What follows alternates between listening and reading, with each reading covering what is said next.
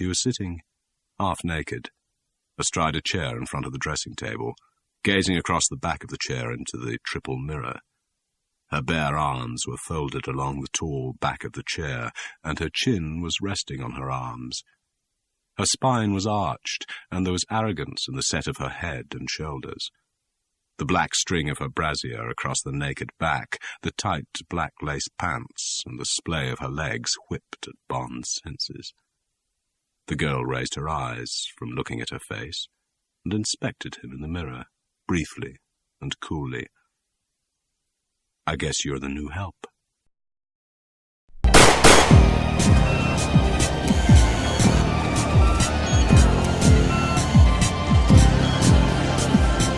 Welcome to the James Bond Complex. I'm Matt. I'm Edgar. Hey, Edgar. What book are we doing? Well, this afternoon we are doing the fourth Ian Fleming novel, Diamonds Are Forever. Forever. 1956. Absolutely.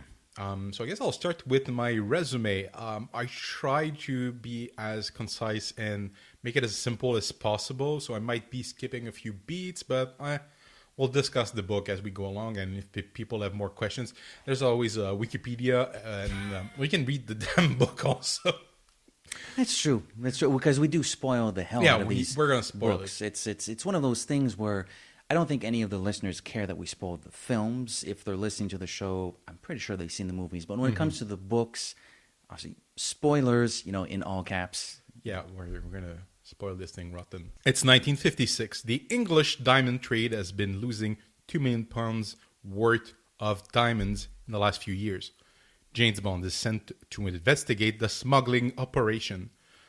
007's investigation puts him in contact with the charming Tiffany Case, a woman working for the Spang brothers, Jack and Serafino Spang, the mobsters in charge of the illicit traffic and the heads of the so-called Spangled Mob.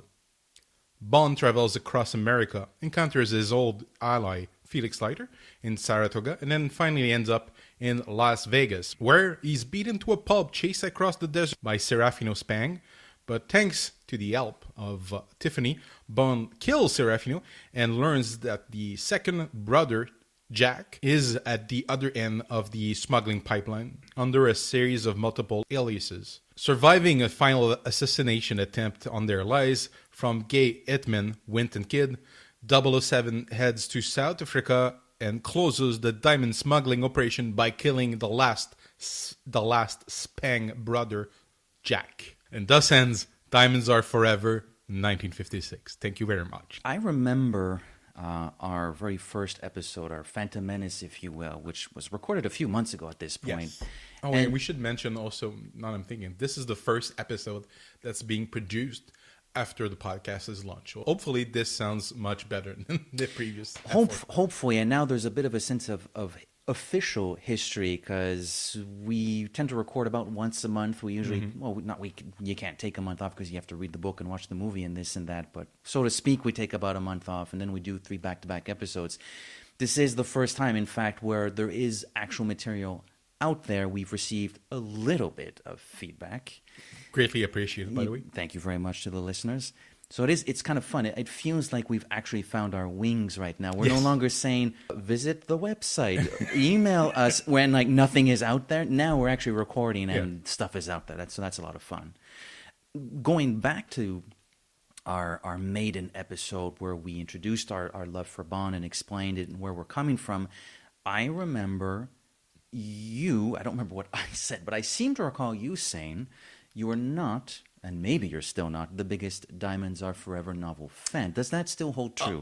I'll keep my final word for the end of the podcast, but one chance. I'll ask the question: is the book better than the movie, or the movie better than the book? I'll ask the question. We can answer it as we go along through those 2 podcasts, and I guess have a final say on our opinions of both the book and the movie, where they belong. Are they recommendable, or should people maybe not put too much attention to these efforts by Fleming and the Broccoli and Saltzman. Saltzman. Harry Saltzman, yeah. He was still involved. He was still there. His last one is Golden Gun. Okay. So we'll keep our final summation for a little bit later. But I think if you look at the reaction at the time, it was not the best received of his novel. So I tend to agree that it's a lesser effort. Unfortunately, I am going to agree as well.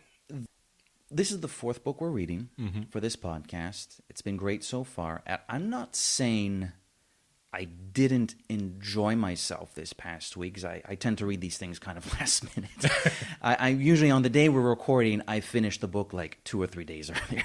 I'm not going to say I didn't enjoy myself, but this was the first time in 4 books where there were passages where I was kind of bored and I wasn't really into it. And it had a lot to do with the gangsters, Saratoga. Everything in Saratoga, I could not care less. It wasn't interesting. Like Bond, and apparently Fleming, don't care about horses, don't care about mud baths. I think we should start discussing the book beat by beat. Beat it. And we'll start with the first chapter where nothing happens, basically. A scorpion gets killed. It's an interesting way to start the novel from the perspective of a scorpion, a killer, if you will. What's more, it's my understanding that the two characters, or at least the character that kills the scorpion, is presumably a Caucasian. I don't see why it wouldn't be a Caucasian, and he kills the scorpion and says, "Oh, black bastard," and it's taking place in Sierra Leone, so I guess there's a little bit of commentary there, perhaps. I don't know what Fleming is doing. Oh. It's curious because we don't see those characters again until the very end. The very end. I understand the bookends. It's an interesting idea. I just don't think Fleming really brought it to fruition as much as he normally does when he describes stuff and explains things. It's a travel loggy book, I guess. I tried and I failed, and honestly, once I realized. I tried to read The Diamond Smugglers. It's a book he wrote, I guess, before or around the time he actually did this novel, but he wrote it after.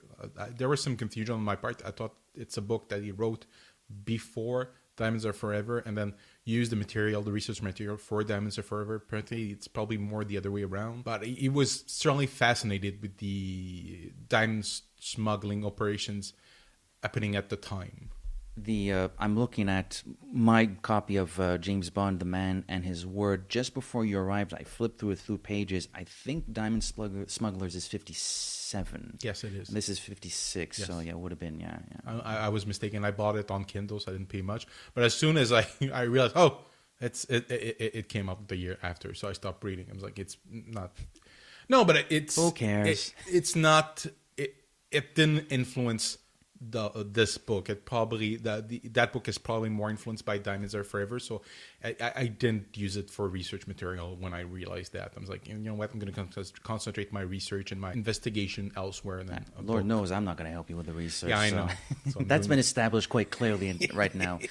Although I could imagine maybe the Diamond Smugglers, I can't seem to say that word today. It could be maybe an interesting companion piece. After reading Diamonds Are Forever, you at least started it. I have not started it. The book Diamonds Are Forever didn't inspire me to read The Diamond Smuggler, and I don't think The Diamond Smugglers is probably that interesting because it refers to crimes that are now probably 70 years old, so it's almost pointless to investigate. I don't know. To me, it's meh.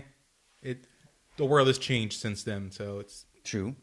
Back to the book at hand. So somebody kills a scorpion. Yes. There's a brief conversation between a helicopter pilot and I think the gentleman is a dentist. I think he's a dentist, which is in a very roundabout way how they're actually partially smuggling these diamonds out of Africa. After that, as often is the case in these Bond novels, the second chapter is an M scene. Mm-hmm. It was funny reading the book this time. It wasn't that long ago that we reviewed Live and Let Die, and the second chapter is an M chapter, and it pertains to Bloody Morgan's pot of gold, if you will. this time, well, there are no pirates involved, but nevertheless, it is yet another fairly extensive, lengthy conversation about a beautiful, brilliant, and much coveted Commodity. Commodity, exactly. This time it's diamonds, and it's a funny thing. I don't dislike diamonds. I think my big problem is I just don't care about diamonds. It's a known fact that our generation doesn't care about diamonds, and That is a fact. that is a fact because people don't get married, and most people don't have that fascination. And apparently, the diamond industry is really worried about people like you and I because we don't care about diamonds. Apparently, it's not. They're very pretty. They're very pretty, but do I wear rings? Do I know anyone who wears rings with diamonds in them? That's maybe for weddings, but even then, our generation, tend to elope more than big wedding, and they often, if they do, they get trinkets. It's not really a thing anymore. Diamonds, our generation is kind of detaching itself from. I think the point is fair, and it's unfortunate, to say that I wasn't particularly engaged with this passage of the book because I don't care about diamonds, but unfortunately, that's what I was feeling. Come on, Edgar, it's data dumping. It's a boring chapter. It's like, oh, this amount of diamond is blah blah blah. Oh, it makes this much of amount, blah blah blah blah blah blah. I think that's it's boring. Those are the journalistic instincts of Ian Fleming showing. He loves details, and good for him. He was a journalist, apart from being a novelist.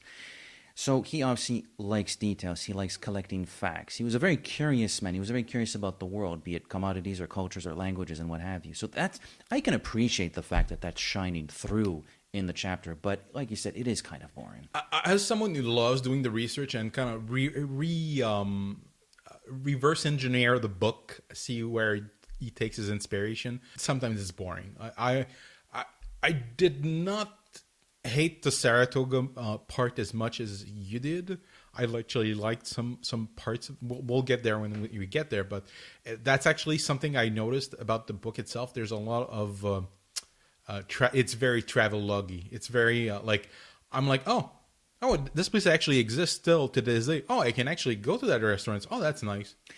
But it wasn't that long ago that we talked about Live and Let Die, the book, and if memory serves, that was kind of our conclusion about that book. It was very travelogue-y. So I think if you want to use that argument as to why you don't like it too much, that's fine by me. That's not why the subject matter doesn't particularly interest me, and there is something else that we'll get to pretty soon, probably. I just don't think it lives up to what Fleming can do. I'm trying to be as positive as I can. The travel. I'm not saying that the traveloginess of the book is a negative. It is there, but there are things that really don't capture my imagination in this book. And I enjoyed the mud bath. I enjoyed the restaurant references. Actually, for me, things get real boring when we get to Vegas. Really? See, that's where I actually start. My interest is piqued. It's weird how we reacted so differently to this book. I'm never. I wish the book was actually worse than it is. To me, it's either good or bad. When you're in the middle, that's where I have a problem with you. And this book is in the middle. I don't feel very warm about it, or I don't feel like bashing it and burning it. I just feel like just leave it in a dust and where it belongs. Let it collect dust in the library. I'm trying to be as positive as I can, but it's hard. So we're gonna skip the M scenes. But the next scene, we start to get to the other thing I'm not a big fan in this book of. There's a scene in which Bond works very briefly with someone from, I can't remember if it's Scotland Yard or some sort of department. He's a character we met in Moonraker. Yeah, or who was mentioned in Valance, something like that. And they go to the London office of this diamond company that may or may not be having a hand in the smuggling operation. And that's where we meet, spoilers, individual who will eventually be revealed to be the head honcho of this whole thing. Jack Sprang. Jack Sprang, or Sprang, I can't remember the name. On the topic of boring, and apologies to Diamonds Are Forever novel fans, I'm really not being very positive now. On the topic of boring, are the villains. Oh, God. It's very strange reading this book. Fleming is extraordinary in his descriptions of places and tastes and sounds and of people, their physicality, what they're wearing. And on that level, he's doing a good job. I don't think Fleming is writing poorly as far as the descriptions go.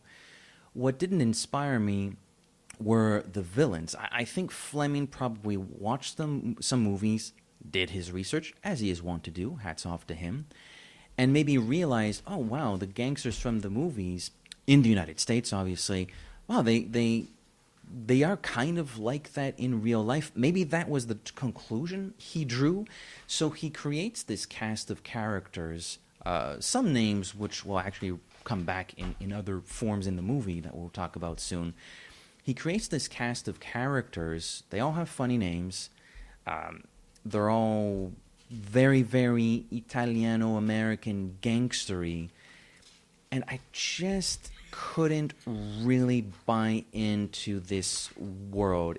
I felt I was always at arm's length just because it was such a unbondian type of story to be reading. And I did have trouble really caring at all about...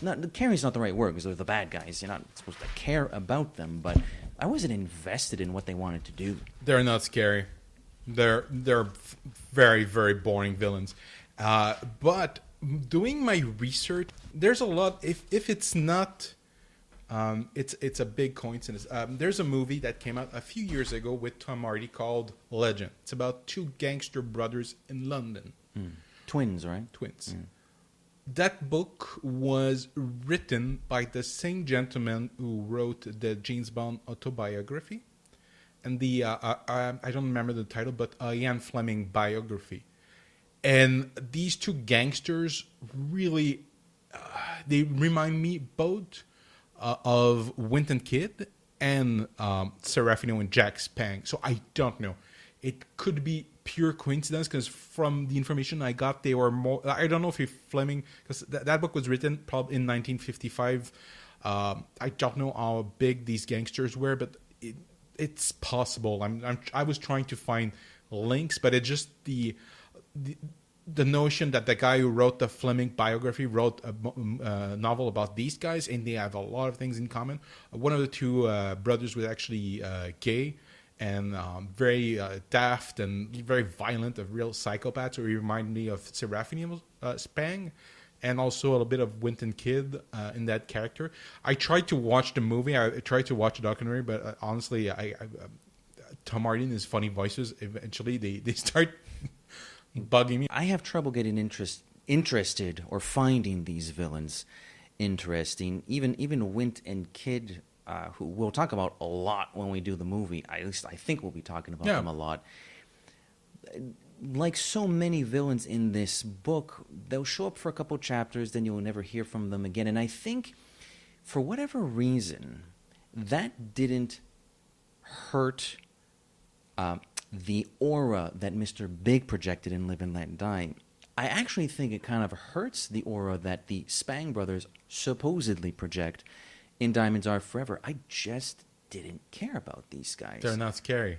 And even Bond, the entire book, he's always commenting that this assignment is beneath them. Even at the end of the book, M excused himself to Bond. Yeah, this was not a good assignment for you. You kind of wasted your time, and you feel like you're wasting your time when you're reading it. You're like, okay, stop saying that. Make the villain credible. When you see Serafino for the first time, he's getting his his nose hairs plucked. Like that's not how you introduce the villain. I know. Like when I read that part, I'm like, really?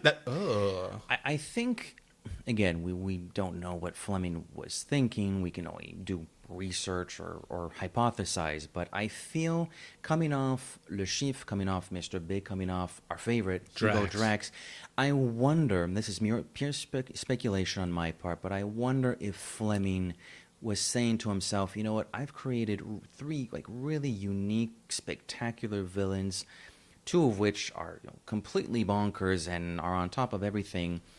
I'm going to try to do that, but almost through a subtler way. I'm going to do it by presenting characters that you don't think are intimidating, but they're actually very well organized. They operate an extremely well-oiled machine, which, I mean, in fairness, they do. I mean, they do eventually get to Bond. In fairness, they do.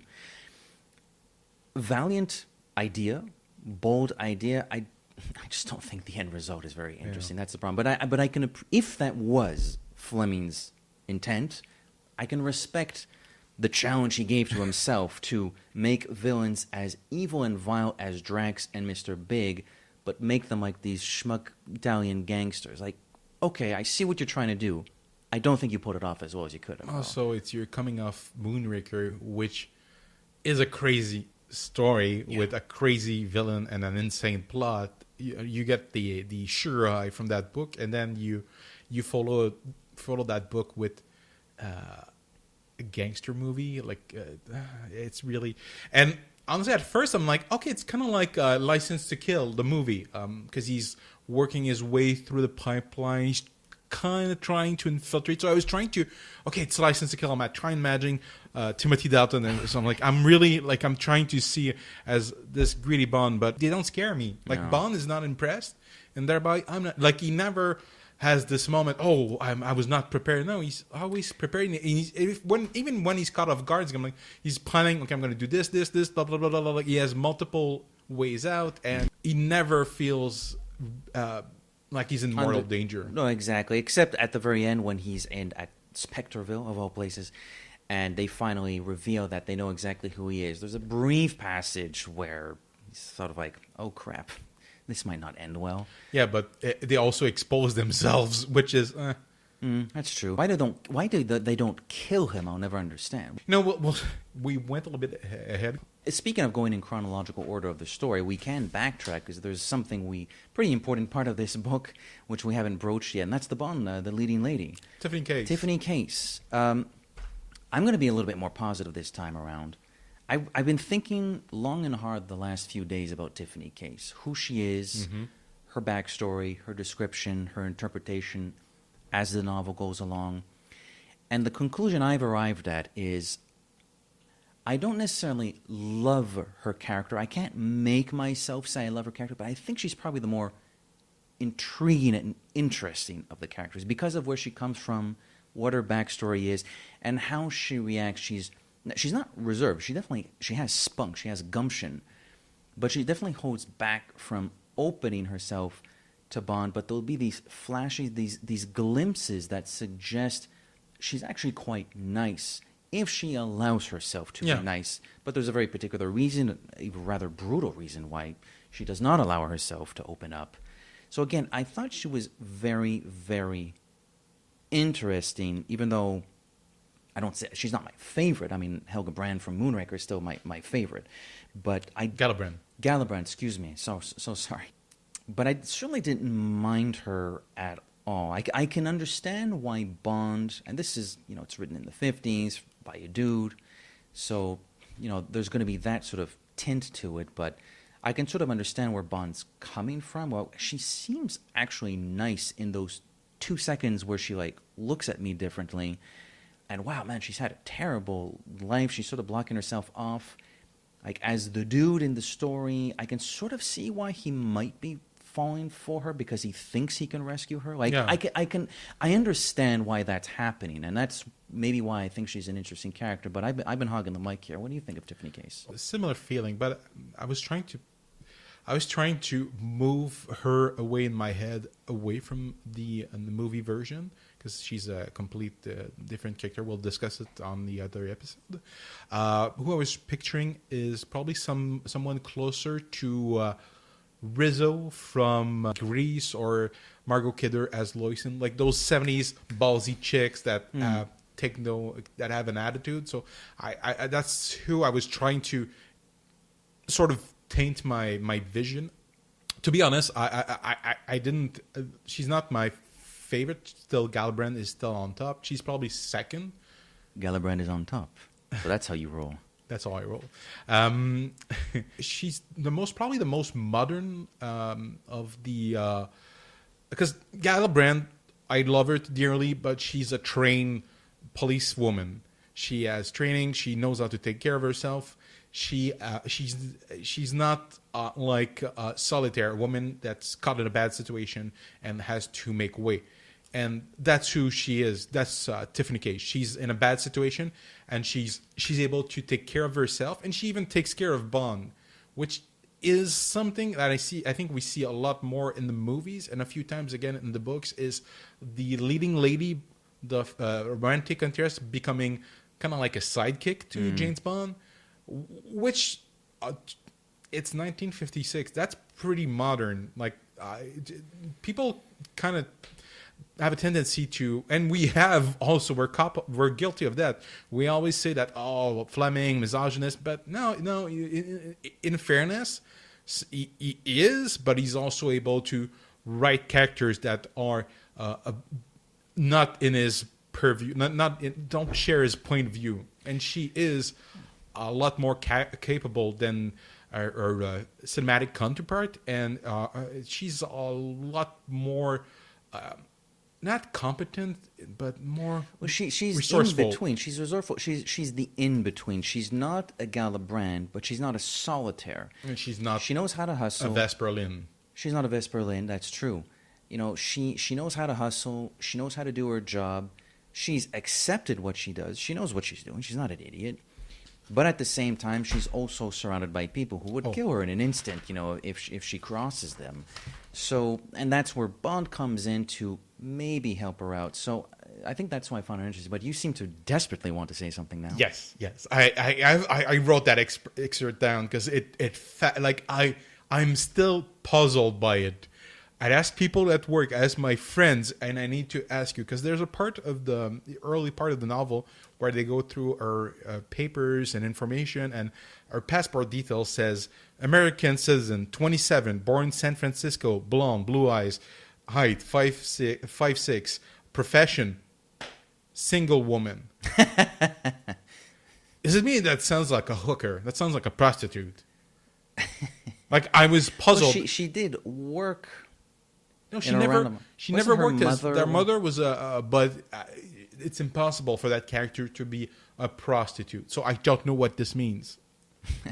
But I asked a friend of mine at work, and he's French, Français de France, and I was telling him about that. I was like, and he said he worked in customer service in France, and he said, it's probably like the wife of a doctor, apparently.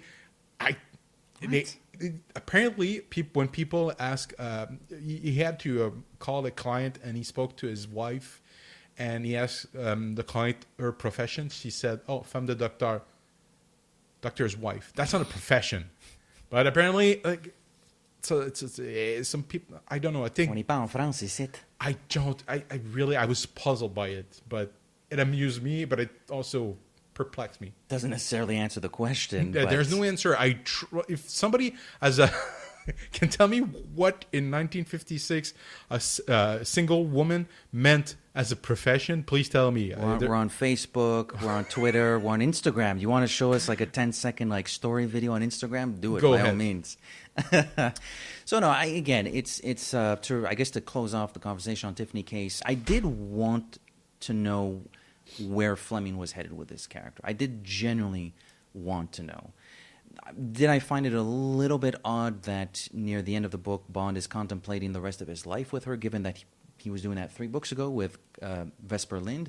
But at least this time, we've actually gotten to know the leading lady a little bit more. And she is kind of interesting. So I do like Tiffany Case. I like her, but I don't see... She's not the Bond. Bond is not the man of her life, and she's not, like, obviously, it's not going to work. No, I think that's the very not paternalistic, but patriarchal. I'm not sure what the correct term is, but it's the manly thing to do. Mm-hmm. Well, this poor woman who actually is nice when she allows herself to be nice. She's drop dead gorgeous by Fleming's description. You know, I kind of want to help her out, and I think I have feelings for her. We'll see where this goes. But I agree. A guy like James Bond and a woman like Tiffany Case, that's not lasting any long. We'll find out in From Russia with Love if they're still together. Spoilers. Spoiler. I love that he goes to the 21 Club. I've never been, and apparently you still have to bring a jacket. You can't go in like a t-shirt and jeans. You have to dress. If you don't have one, they'll lend you one. It's like, okay. Apparently. Really? But it looks, and when I saw it, I'm like, really? That's like a fancy schmancy? Take a look here. It looks like 1980s La Cage au Sport, which is a sports bar in Quebec. A football helmet hanging from the ceiling there. It really, I'm like, what the heck is this? That's 21 Club. It's a fancy That's schmancy. the one in New York, right? Yes. This is terrible. I'm not. Next time I go, I'll try and get a reservation or something. I really want to go. I'm curious. Mission report by James Bond Complex, 21 Club in New York City. Oh, speaking of boring. Oh, my God. Oh, my God. Oh, to boring. The Diamonds Are Forever review. The chapter near the end on the cruise ship where they're playing like steamship line bingo, like how far are we going to, or how many knots are we going to travel tomorrow given the temperature. Why are we spending 5 pages on this? I was so bored. I didn't understand it. So Mr. Winton Kidd could show up and do this absolutely insane bet based on how tranquil the weather is. But of course, Mr. Winton Kidd will try to kill Tiffany, which will slow the boat down, so they'll have won their bet. It's like, why did we take 5 pages to explain this? But it's like the diamond chapter. It's like the sulfur mud bath chapter, which is a very lengthy explanation. I like that part because it's a little bit horrific what happens to the jockey. Because what happens is that we should go through the details. Bond infiltrates the smuggling ring as Peter Franks, and eventually he reveals that his real name is James Bond, and he's supposed to bet money. Well, he's helped Tiffany smuggle the diamonds into the United States. Where's my money? He probably doesn't talk like that, but I do. Where's my money? Where's my money? They give him 1,000 of his $5,000 and say, well, we're not going to pay you now for whatever stupid reason. We're going to send you to Saratoga, and you're going to bet on a horse and win, and that's how you'll get the rest of your money. So that's why he's in Saratoga watching this horse race and betting on a horse race, which eventually leads to, there's Felix and him bribed the exactly. jockey. They do like a counterplay. The play here is Bond is going to earn the rest of his salary on betting on a horse. Behind the scenes, he and Leiter are doing like this, not a counter bet, but they're going to counter the fixing of the race essentially. So. And Bond is sent to pay the jockey at a mud bath, and Winton Kidd show up, and the entire time they're wearing masks. They sort of build a mystery about them, but there's nothing special about them. There's nothing special about them. We do meet them earlier in the airport, only we don't know that it's Mr. Winton Kidd at that point. Yeah, but the part where the burn with the boiling mud, the jockey is a little bit horrific.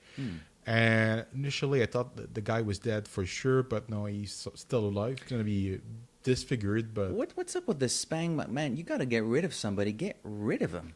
Why are you putting hot mud but not killing? Why are you putting on cleats and dancing on a body but not kill? Why are you doing it? Kill these people if you don't need them. You're supposed to be... Did you not see the movie? Kill them. Yeah. No, it's... they're like I said, the villains really underwhelming because they don't kill anyone. I'm sorry, but if you're a fan of this book, I'm sorry about it. I disagree. So he goes to Vegas. He bets again because he failed his first payment attempt by illegally gambling and getting right. Well, the Spangs don't know that he's played them, so to finally earn the rest of his money for smuggling the diamonds into America, they say, okay, this time go to Vegas, go to this casino, go play this particular game at this particular hour, and we'll deal you favorable cards. But don't play after that. They make it very clear they don't want him to play after And that. he does. Because he's Bond. This is actually part of why I like the Vegas section. I find this is where Bond kind of behaves like he does in the film.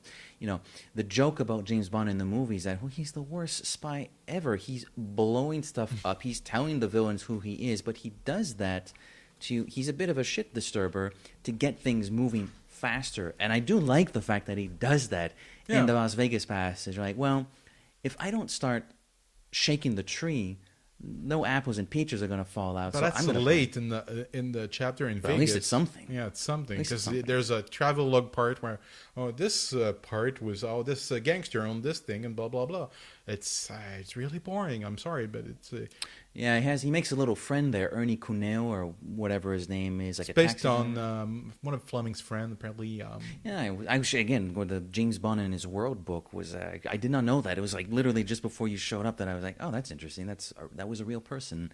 But again, at least Bond is taking the initiative to a certain degree, whereas I don't feel he's taking much of the initiative during the earlier parts of the film, which is maybe why I appreciate the Las Vegas section a little bit more. There's the car chase, which is kind of a cool car chase. They're shooting at each other. It's all right. Yeah, it's functional.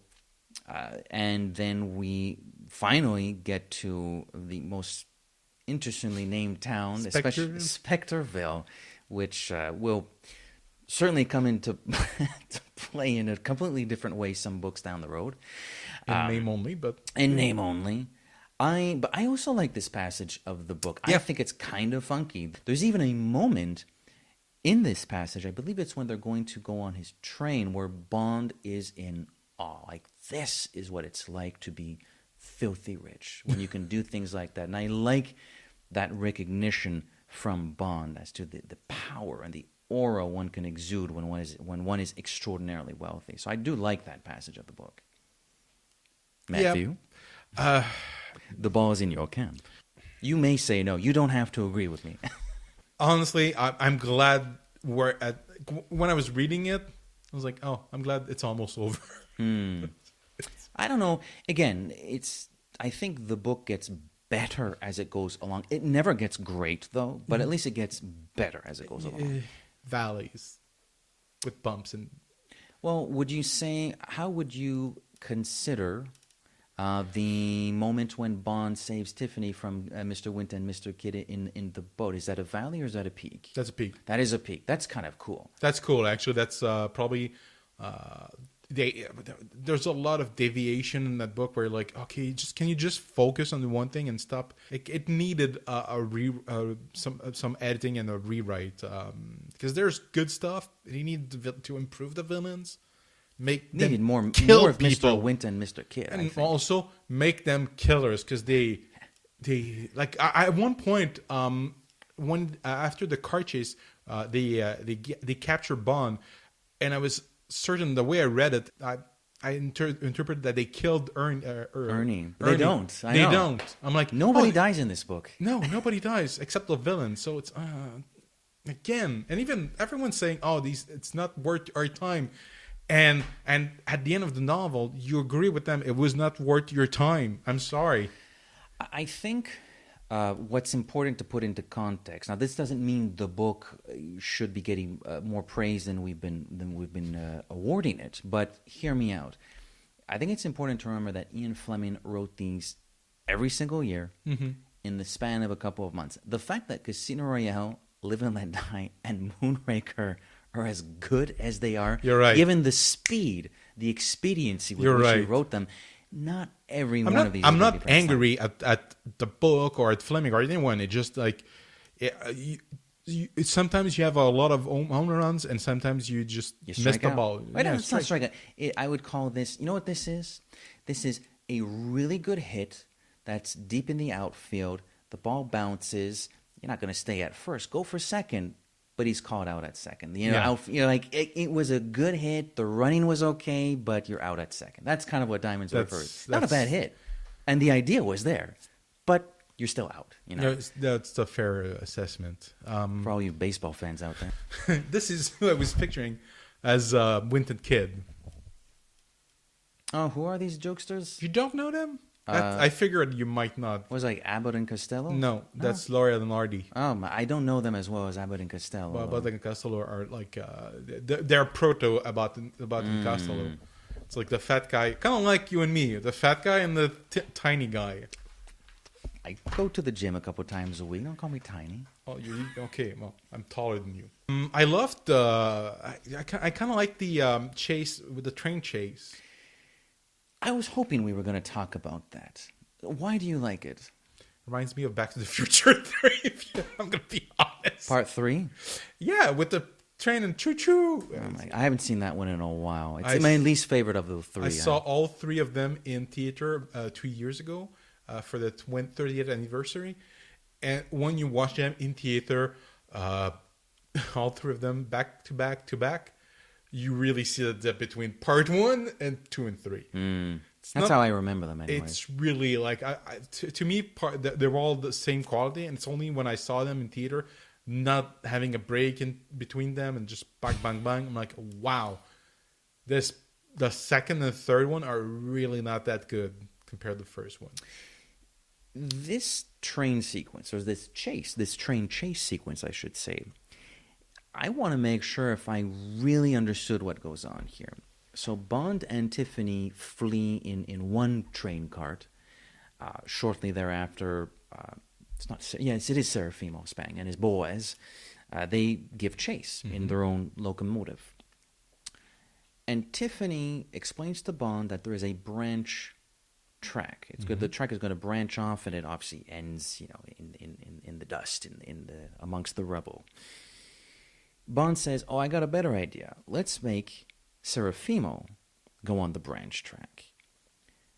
I thought Serafino invited people every freaking weekend to party on the train. Does Serafino, not know where the branch track is and that it's not going to lead to anywhere?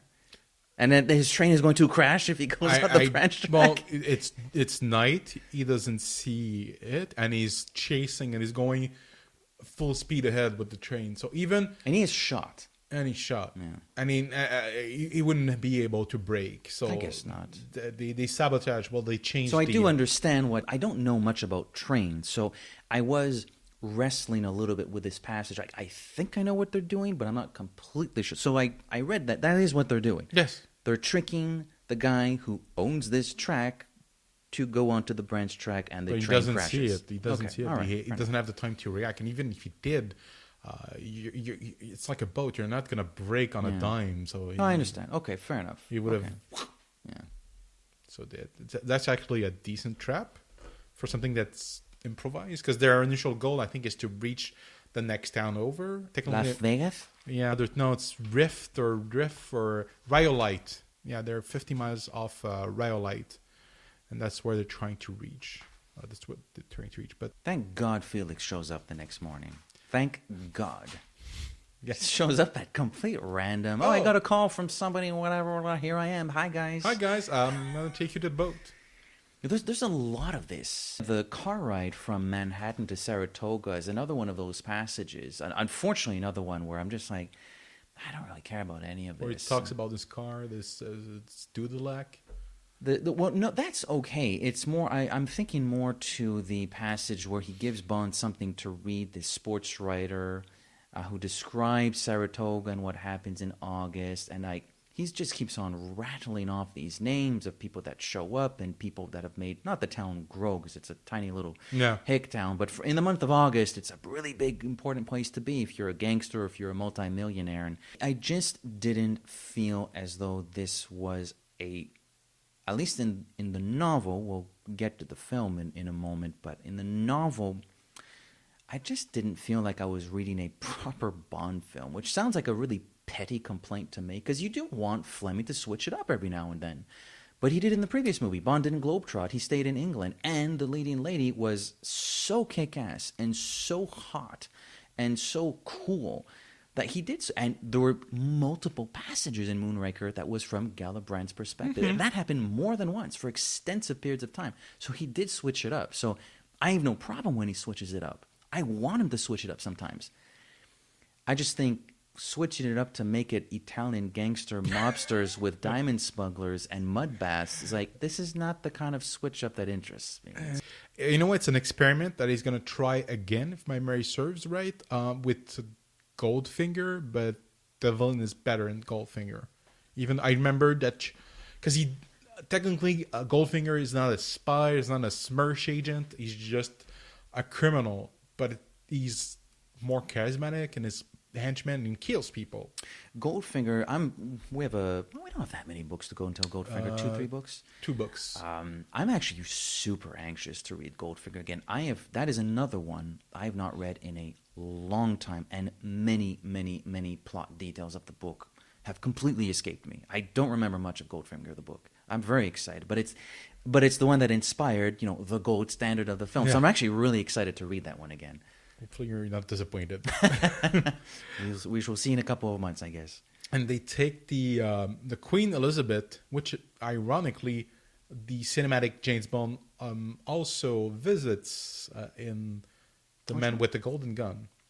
Is that the shipwreck? Yeah, that's the Queen Elizabeth. I was not too sure. I was like, when I read it in the book, I'm like, wait. Google. Oh, it is. Yeah, that's pretty cool. Actually, I like that. Yeah. I like that touch. I wonder. I have to assume they knew about that when they made the movie. They're like, this is a little nod to the fans of the book. Probably. Yeah, that's pretty cool. Yeah, no, I was happy. And then the Sauce Béarnaise part kind of made me laugh, but he talks about relationships, and I think, honestly, I don't know what was going on in Fleming's personal life. I don't think his marriage was very. It was never an especially happy marriage, anyways. But and he says you don't add a person, you subtract one. I'm like, oh, that sounds like somebody's really not happy. Although it does. Who says that? Is that Tiffany or is that Bond? That's Bond. Bond. It does sound like knowing who Bond is, that does sound like something he would say. And as everybody knows, Bond is Ian Fleming. So it's probably what Ian Fleming thought as well. Also, they mentioned, Tiffany Case mentioned a gangster called Abadaba. Yeah. Otto Biederman, known as Otto Abadaba Berman, was a personal accountant for organized crime. He was killed, I think, around the same time that Dutch Schultz was murdered. That's really like something I know about Dutch Schultz. One of his last words, because he was killed, and people have been trying to find his lost gold for at least 70 years. Apparently, he had a cache that's hidden somewhere in the Catskills in northern New York. I got to admit, I'm running out of ideas. I don't have much to say about this book I'm anymore. just going to go through quickly to my notes. So, okay, let's go for the time in the something in the things in the time of Fleming. Because I'm going to talk about homosexuality in the time of Fleming. Because homosexuality. It was still criminal until 19. Are you sure? No, I'm not. Until 1967. And I'm not kidding. Wow. Okay. And it was criminal. Like the guy who invented computers, what's his name? They made a movie about him. He had to be chemically castrated, and he killed himself. Yeah, the Benedict Cumberbatch film. Yeah. It's messed up. That's crazy. Knowing that I actually kind of feel for Mr. Winton, Mr. Kid in the book. That maybe that's why they want to. Well, they probably want to wear those hoods because they go out and beat the shit out of people, so they don't want to be identified. But I don't know. Maybe there's something else going on there where it's like, well, if nobody sees us. If people see us the least possible, we can keep our secret. He basically calls homosexuals as people with mental problems, but he's not vindictive or angry. Because I found out he had a lot of gay friends. Noel Coward, homosexual.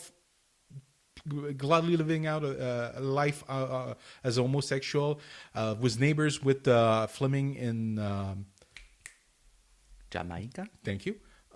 His estate and Goldeneye they're right next to each other. It's fascinating. If I ever go to Jamaica, I'm going to be able to visit both. Awesome. And the guy who did the covers after From Russia with Love until I don't know which book, but he did a few, was actually gay. And was one of the first person who registered when they were about to get married. He was one of the first. He lived. He was born in 1918. He died in 2008. So he lived a long time. Lifelong life. It's funny. This is an episode where I've referenced our Live and Let Die the book episode so much, but I find there are a lot of it echoes that episode and what we talked about. I remember at the start of that episode, we sort of talked about the racism issue and said, well, Fleming was kind of racist, but despite himself, not because he was being mean-spirited or anything. He was legitimately curious about this culture. He was, quote, discovering, end quote. And I feel that does speak a lot to who Ian Fleming was. He was so curious about the world. So his journalistic instinct, I yeah, guess. so I think he was interested in homosexuality.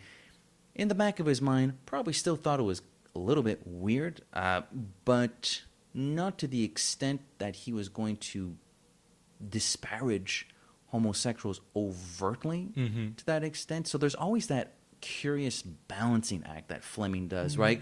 He's describing this in an odd way, but you can tell that he's also legitimately intrigued by it. And that's kind of who Fleming was. He was a 1950s, and he obviously grew up earlier than then, but at the time of these books and his journalism, he was a 1950s stuck-up British guy who really liked learning stuff, even when it was things he thought were super weird.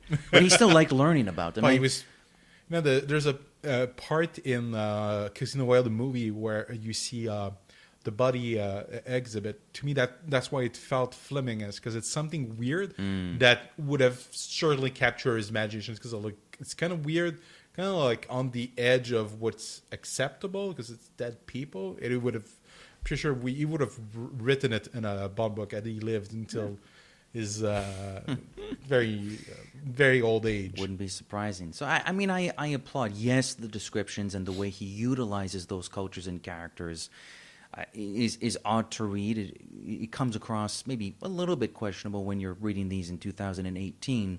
But I never get the sense that he doesn't hate these things. He wouldn't write about them if he thought they sucked. Or he would mock them. He would mock them, but he never mocks anything. Like, the book has a lot of weak parts, and even though they're not perfect, Winter and Kid are probably the better, some of the better aspects from the book. I wanted more of them, to be honest. I wanted more of them. I agree with that. So I'm going to go through the year 1956 very quickly. So January 1956, the Winter Olympics open in Cortina d'Ampezzo in Italy. Does that name sound familiar to you? Do they Cortina not go there in For Your Eyes Only, the film? Yes, you are correct, sir. Right, You that's win right. 1,007. I'm 001. Elvis Presley enters the United States music charts the first time with Art Breck Hotel. You probably heard about Norma Jean Mortensen.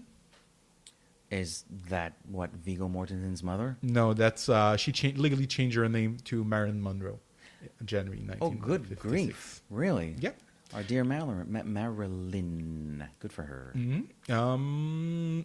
Videotape is demonstrated at the 1956 NRTB, now NAB. It's a convention in Chicago.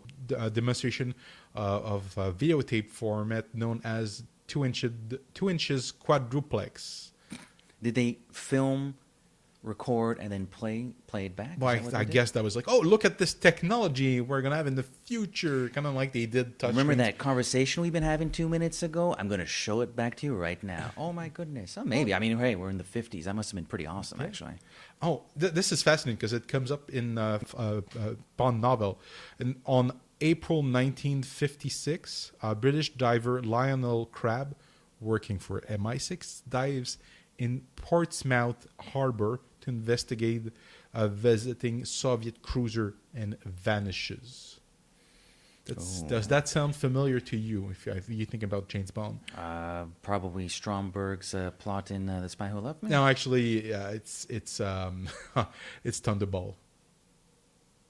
What did he do now? He dove in. What happened? Apparently, he was investigating a Soviet cruiser, and what happened? They found his body. Both hands were cut off. His head was missing. Oof. So they were never So it's really weird. There's a lot of conspiracy theory. I recommend that our listeners and even you read about it. It's fascinating, even to this day. Oh, this is because I always try to find something about the book in particular, and I heard about this story, the Appalachian meeting, because before that meeting, the organized mob, the mafia, was basically, people said, no, it doesn't exist. There's no Casa Nostra. It doesn't exist. But there was a police officer noticed all these nice cars going in what's the name of the little town of Appalachian in New York. It's like, wow, those cars really look fancy. This is Joseph the Joe the Barber, and this is Albert Anastasia. All those gangsters, those famous gangsters were meeting there. So he kind of like caught a bunch of cops and they arrested the mobsters, and like they exposed the mafia, because before that Edgar Hoover said no, there's no mafia, and they exposed them. It was just like a local cop. That's nice.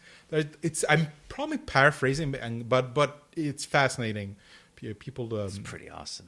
Actress Marilyn Monroe and playwright Archer Miller marry in White Plains in New York. She's gonna have multiple other marriages. The U-2 spy plane it flies over the Soviet Union on July 4th. It's quite a date for a spy plane to be flying over. On October 5th, Cecil B. DeMille's epic The Ten Commandments, starring Charlton Heston, is released in the United States. Never seen it. Saw parts of it. So long. Oh, and Bob Barker makes his TV debut.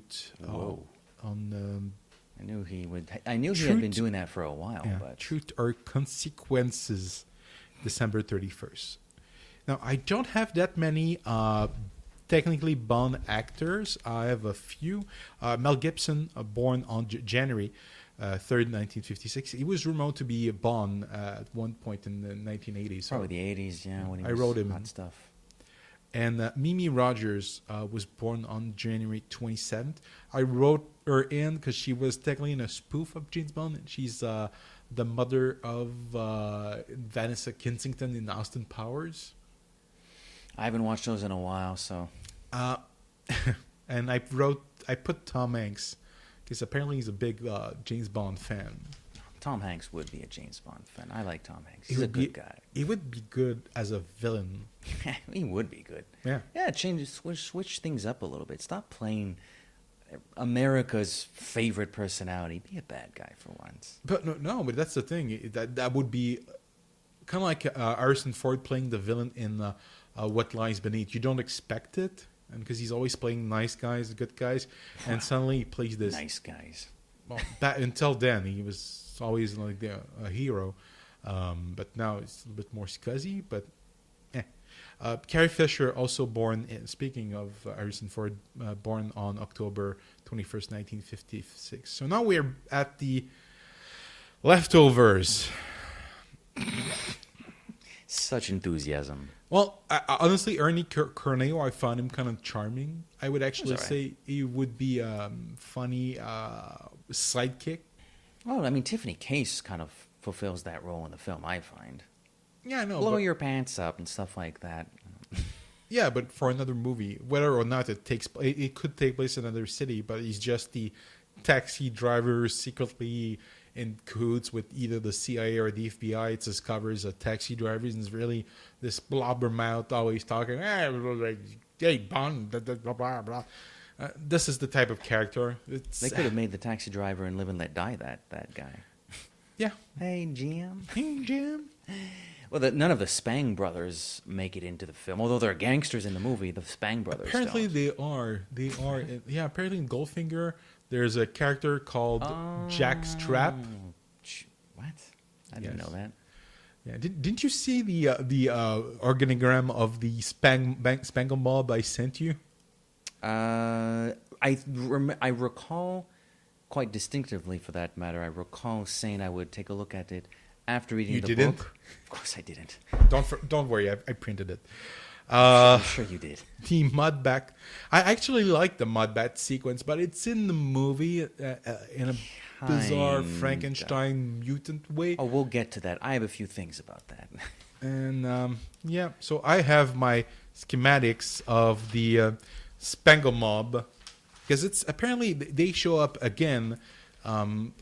Apparently Scaramanga works, or actually worked for the Spangle Mob, and so did one of the gangsters in Goldfinger, whose name is Jackstrap, which is amazing. Well, Goldfinger is a film where the characters have the most ridiculous names, so why not Jock? There's a much worse name in that movie, so sure, Jockstrap, fine. Worse, rather tame. Or better? You know what I mean. It's like it's much tamer. Jockstrap is pretty tame compared to what else we get in that movie. And then what's funny about the book is that when he catches up back to M, they already know that everything that Bond discovered, so his entire adventure becomes pointless. And what a weird little ending in Sierra Leone, where he just blows up with not a tank, but a sort of motor, jeep, what have you. It's a waste. And the book just ends. The helicopter blows up, and 2 paragraphs later, the book is over. Yeah. Bye. Okay. Go home. I think Bond actually... Oh, hold on. I have the book in front of me here. Just bear with me, listeners. Bond dropped down off the truck and started walking slowly towards the leaping fire. He smiled grimly to himself. All this business about death and diamonds was too solemn. For Bond, it was just the end of another adventure. Another adventure for which a wry phrase of Tiffany Case might be the epitaph. He could see the passionate, ironical mouth saying the words, "It reads better than it lives."